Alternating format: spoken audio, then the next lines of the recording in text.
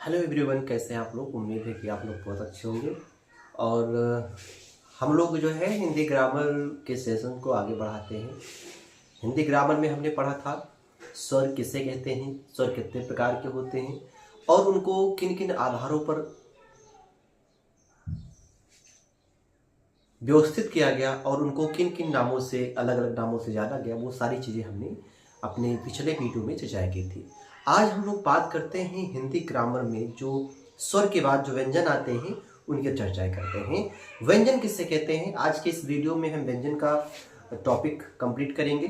कोशिश ये रहेगा कि एक वीडियो में कंप्लीट हो लेकिन वीडियो लंबा होता है तो हम इसको 2 पार्टों में डिवाइड करके रख देंगे, जिससे आप ठीक है। व्यंजन किससे कहते हैं, कहते हैं कि जिन अक्षरों का या फिर जिन वर्णों का उच्चारण स्वरों की सहायता से किया जाता है उन्हें हम लोग व्यंजन कहते हैं। व्यंजन बिना स्वर के उच्चारित नहीं हो सकते हैं। तो आपको सिंपल सी भाषा में याद रखना है कि स्वरों के सहयोग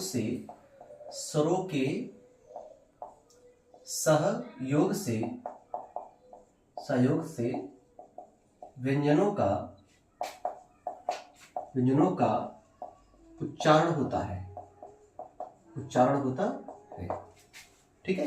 या जिन अक्षर का उच्चारण स्वरों की सहायता से की जाती है उन्हें हम लोग व्यंजन कहते हैं। हिंदी में व्यंजनों की संख्या 33 मानी गई है। तो अगर बात की जाए कि इनकी संख्या कितनी होती है तो हिंदी में व्यंजनों की संख्या 33 रखा गया है।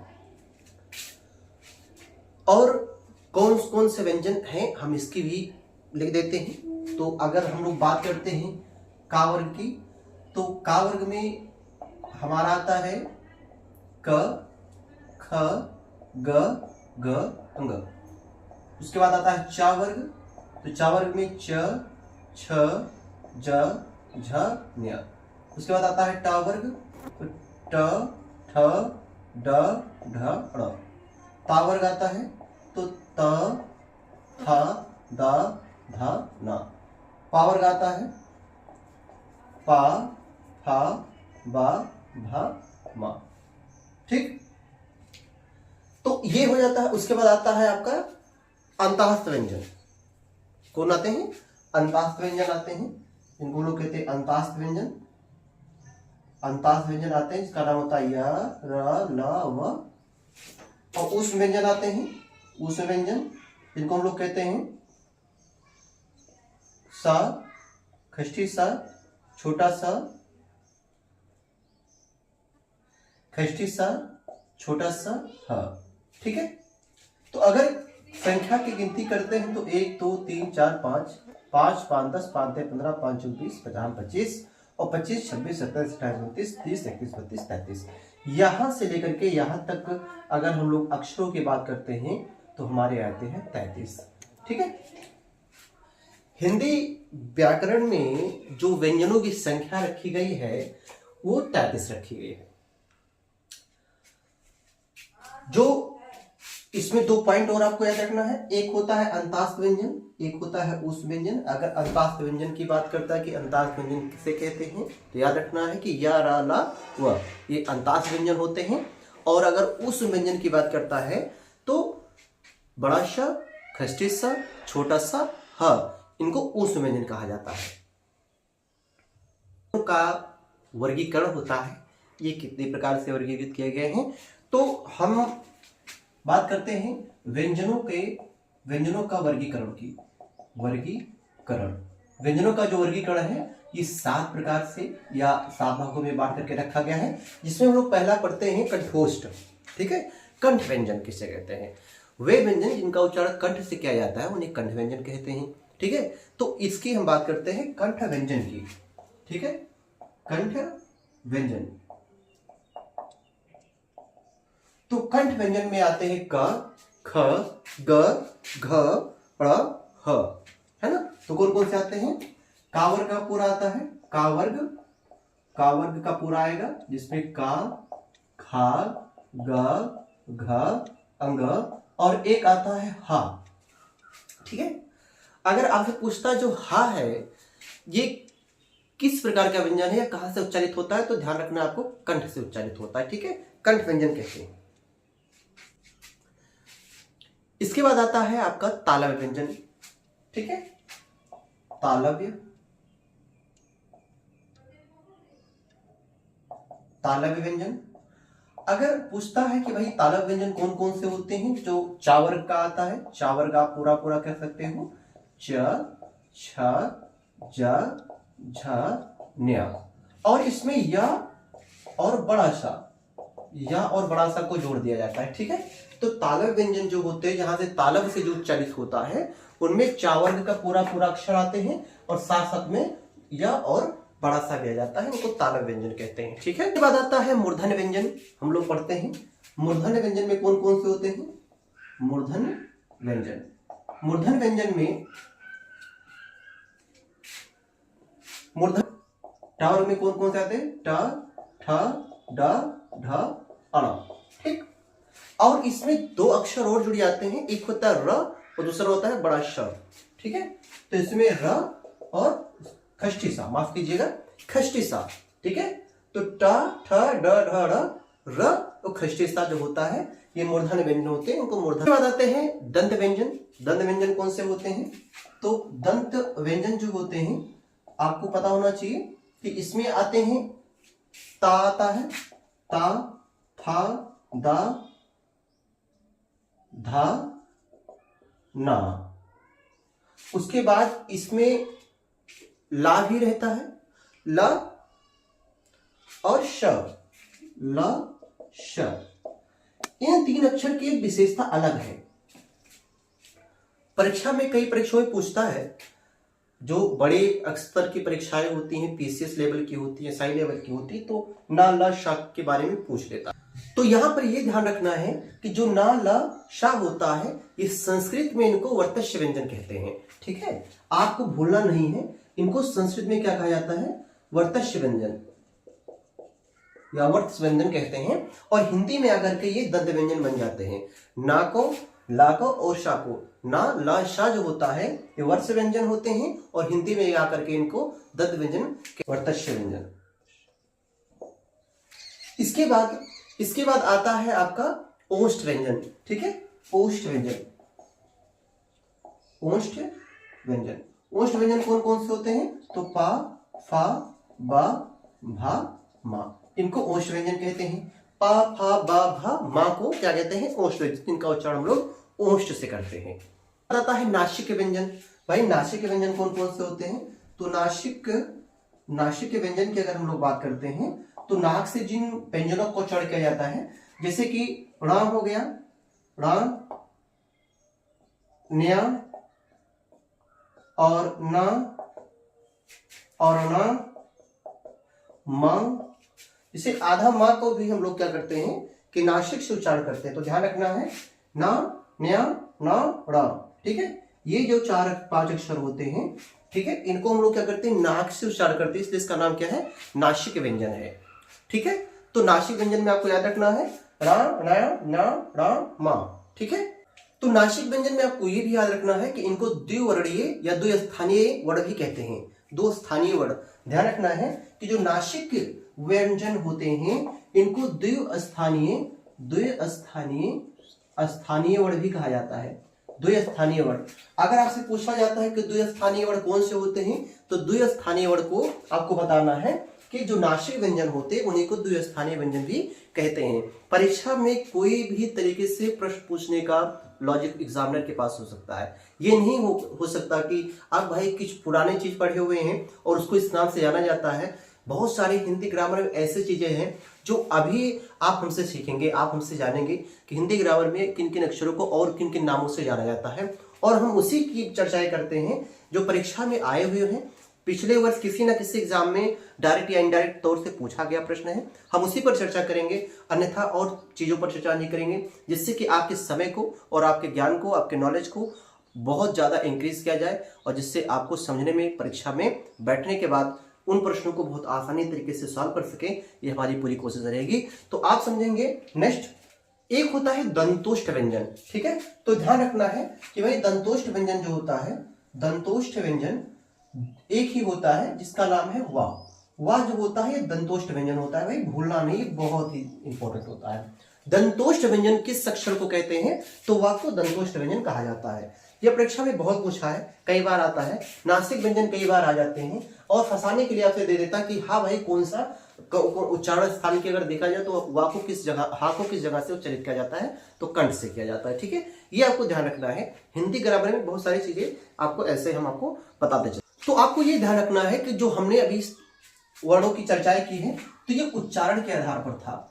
उच्चारण के आधार पर व्यंजनों का वर्गीकरण, ये उच्चारण के आधार पर व्यंजनों का वर्गीकरण था। अब हम लोग समझेंगे प्राणत्व के आधार पर व्यंजनों का वर्गीकरण। प्राणत्व के आधार पर व्यंजनों का वर्गीकरण कैसे किया जाता है?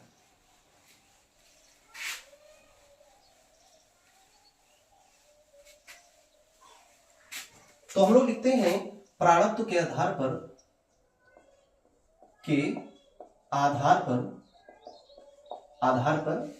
वर्गीकरण। प्राणत्व के आधार पर वर्गीकरण, ठीक है।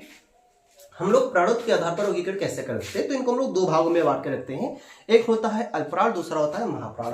ठीक है, ध्यान रखना है। एक होता है आपका अल्पप्राण कहते हैं, इसको क्या कहते हैं? अल्प प्राण कहते हैं। और दूसरे को क्या कहा जाता है? महाप्राण कहते हैं। एक होता है अल्पप्राण, दूसरा होता है महाप्राण। अगर हम लोग प्राणत्व के आधार पर हिंदी के वर्णमाला में व्यंजनों को वर्गीकृत करें तो एक होता है अल्पप्राण होता है, दूसरा होता है महाप्राण। यहां पर समझने की बात क्या है कि भाई साहब हिंदी ग्रामर पढ़ रहे हैं तो हिंदी में आपको पता होगा कि अल्प का मतलब होता है कम होता है, और प्राण का मतलब होता है वायु। यहां पर प्राण का अर्थ जो होता है वायु होता है। तो अल्प मतलब कम और वायु प्राण मतलब क्या हो गया?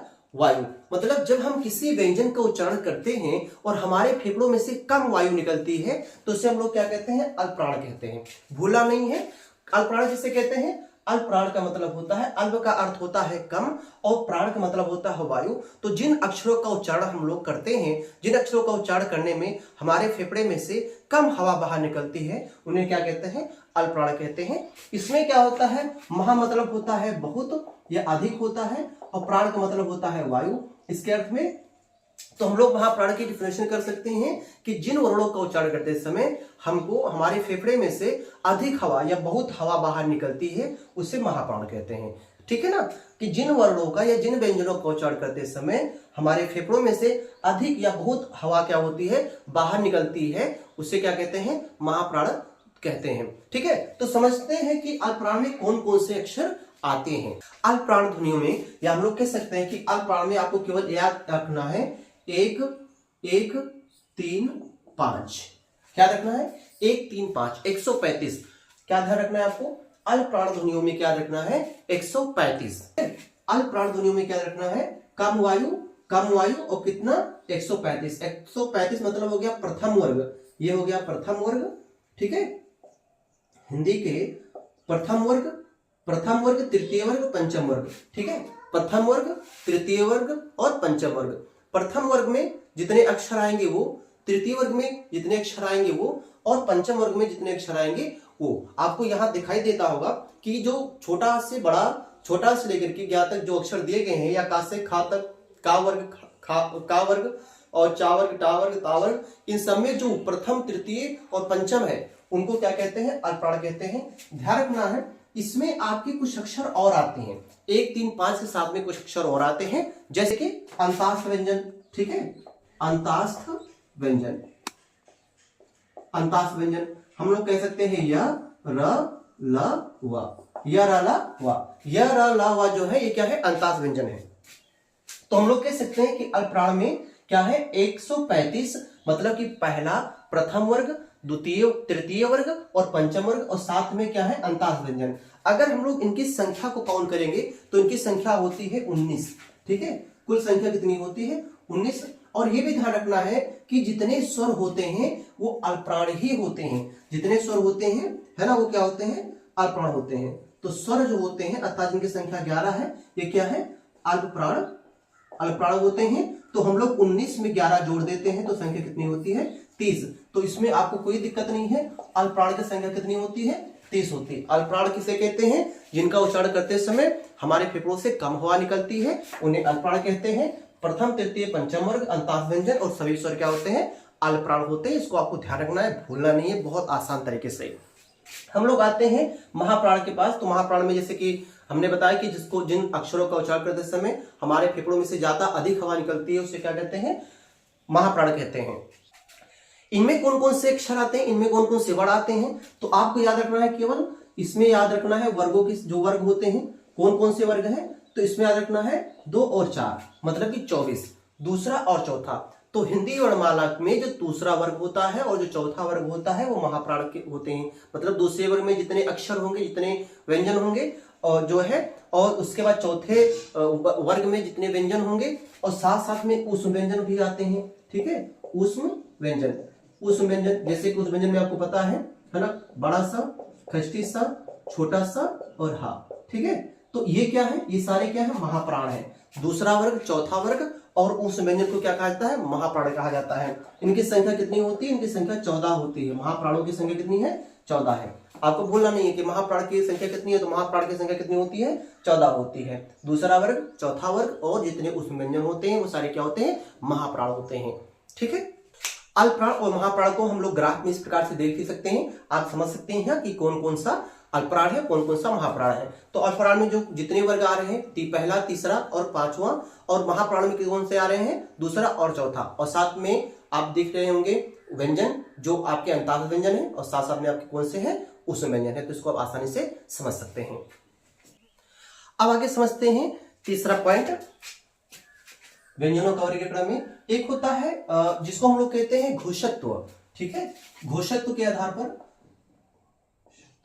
घोषत्व या फिर हम लोग कह सकते हैं नाद, या फिर कह सकते हैं हम लोग कहते हैं गूंज, कह सकते हैं गूंज, और एक कह सकते हैं कि हम लोग कह सकते हैं झनकार। ठीक है, झनकार। तो घोषत्व या नाद या फिर गूंज या झनकार के आधार पर व्यंजन का वर्गीकरण, व्यंजन का वर्गीकरण। तो भाई हम लोग इसको कैसे वर्गीकरण कर सकते हैं? ठीक है, इनको भी 2 प्रकार से आप रख सकते हो। ठीक है, एक होता है शाघोष व्यंजन होते हैं, शाघोष व्यंजन। ठीक है, एक होते हैं शाघोष व्यंजन और दूसरे आपके क्या होते हैं? आघोष व्यंजन होते हैं।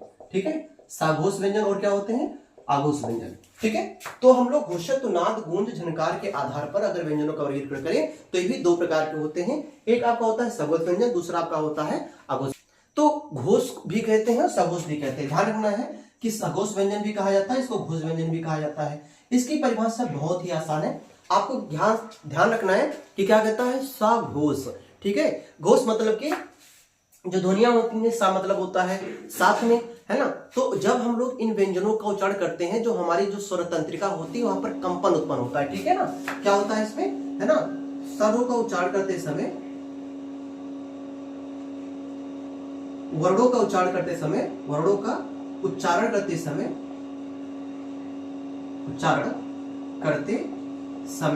स्वर तंत्रिकाओं में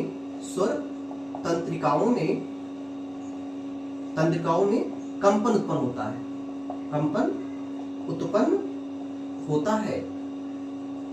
ध्यान रखना है कि सघोष में या घोष में जब हम वर्णों का उच्चारण करते हैं तो उसमें क्या होता है कि हमारे जो स्वर तंत्रिकाएं होती हैं यहाँ पर कंपन उत्पन्न होता है। इनमें कौन कौन से अक्षर आते हैं, कौन कौन से वर्ग आते हैं? तो आपको वर्ग को ध्यान रखना है, कौन कौन सा वर्ग आएगा? आपका तीसरा, चौथा और पांचवा। तीसरा, चौथा, पांचवा जो वर्ग होते हैं वो सारे कौन से होते हैं? सघोष या फिर घोष व्यंजन कहलाते हैं। तीसरा, चौथा और पांचवा जो वर्ग होते हैं उनको हम लोग क्या कहते हैं? सघोष व्यंजन कहते हैं या फिर घोष व्यंजन कहते हैं। इसमें जो होता है अंतास्थ व्यंजन, इसमें क्या होते हैं? अंतास्थ व्यंजन और साथ में हा और सभी स्वर। ठीक है, सभी स्वर आते हैं जिसमें हम लोग कह सकते हैं या, र, ल, व, हा। ठीक है, तो ये क्या है? अंतास्थ व्यंजन है। तो आपको पता होना चाहिए कि सघोष में कौन कौन से आते हैं? दूसरा वर्ग, तीसरा, माफ कीजिएगा, सघोष में कौन कौन से आते हैं? तीसरा वर्ग, चौथा वर्ग, पांचवा वर्ग, सभी अंतास्थ व्यंजन, सभी स्वर, और एक अक्षर होता है हा। तो भूलना नहीं है, हा किस प्रकार का व्यंजन है? तो आपको पता होना चाहिए कि वो सघोष या फिर घोष प्रकार का व्यंजन होता है। इसको आपको याद करके रखना है, भूलना नहीं है। आसान तरीके से आप समझ सकते हैं कि सघोष या अघोष व्यंजन, सघोष व्यंजन किससे कहते हैं। तो वर्ग है ना, जिन वर्णों को उच्चारण करते समय हमारी स्वर तंत्रिकाओं में कंपन उत्पन्न होता है उन्हें सघोष व्यंजन कहते हैं। जैसे कि तीसरा वर्ग, चौथा वर्ग और पांचवा वर्ग, वो सभी अंताक्षर व्यंजन, और उसमें हा जो अक्षर होता है और सभी स्वर होते हैं, उनको हम लोग क्या कहते हैं, अघोष कहते हैं, सघोष कहते हैं। तो अब आते हैं अघोष व्यंजन में। अघोष व्यंजन क्या कहा जाता है, तो एकदम सिंपल सा डेफिनेशन है कि जिन वर्णों का उच्चारण करते समय हमारी स्वर तंत्रिकाओं में कंपन उत्पन्न नहीं होता है उन्हें हम लोग क्या कहते हैं, अघोष व्यंजन कहते हैं। जिन वर्णों का उच्चारण करते समय स्वर तंत्रिकाओं में, हमारे स्वर तंत्रिकाओं में कंपन उत्पन्न नहीं होता है उन्हें हम लोग क्या कहते हैं, उन्हें हम लोग अघोष व्यंजन कहते हैं। इनमें कौन कौन से अक्षर आते हैं, तो भाई इसमें ध्यान रखना है कि जो वर्ग होते हैं वो आपका पहला और दूसरा वर्ग, पहला और दूसरा वर्ग के जितने भी अक्षर होते हैं वो क्या होते हैं, अघोष होते हैं। साथ में आपको याद रखना है सा, बड़ा सा और छोटा सा खष्टी सा, है ना, बड़ा सा खष्टी सा छोटा सा, ये सारे क्या है, ये सारे अघोष व्यंजन है। पहला वर्ग दूसरा वर्ग, पहला वर्ग दूसरा वर्ग और जो बड़ा सा खष्टी सा छोटा सा व्यंजन है, ये सारे क्या होते हैं, अघोष व्यंजन होते हैं। अगर संख्याओं की बात करें तो भाई अघोष की जो संख्या होती है वो 13 होती है और जो सघोष की संख्या होती है वो 31 होती है। ठीक है, अघोष व्यंजनों की जो संख्या होती है वो होती है, या अघोष की जो संख्या होती है वो होती है 13। और अगर सघोष की बात किया जाए, सघोष स्वरों की संख्या कितनी होती है, तो सघोष स्वरों की संख्या 31 होती है। ये आपको बहुत अच्छे तरीके से पता होना चाहिए कि सघोष व्यंजन कौन होते हैं, अघोष व्यंजन कौन होते हैं, ये आप इस प्रकार से समझ सकते हैं। सघोष और अघोष को आप इस चार्ट में देख सकते हैं कि कहाँ पे हमने रख रखा है सघोष व्यंजन और या सघोष वर्ण जो लिखे हैं और अघोष वर्ड जो लिखे हुए हैं। तो आप चार्ट में देख सकते हैं कि कौन सा घोष है, कौन सा जो है अघोष है और कौन से वर्ग में कौन से अक्षर आ रहे हैं। ठीक है, इसको आप आसानी से समझ सकते हैं, चार्ट आपके सामने है।